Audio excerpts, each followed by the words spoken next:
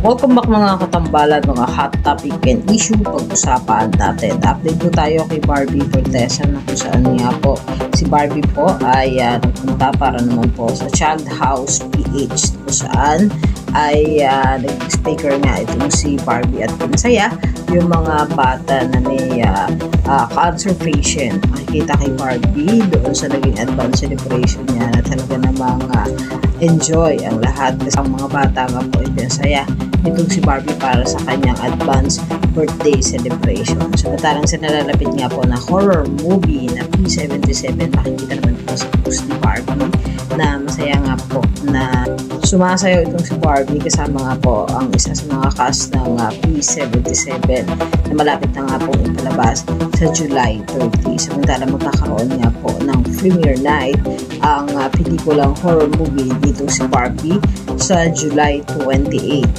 Ito nga po ay gaganapin sa SM North, The Black ng 6 p.m. at red carpet po ito at talaga ng mga peers await you at the red carpet para po sa nalalapit na premiere night ng pelikula ni Barbie Fortesa.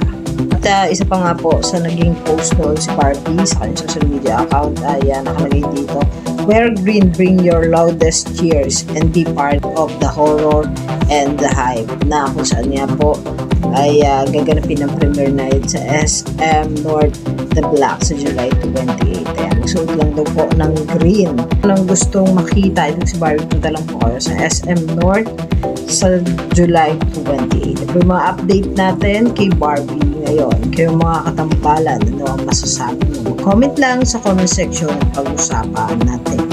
Yan ang mga hot topic and issue dito lamang sa Tambalang Chiki.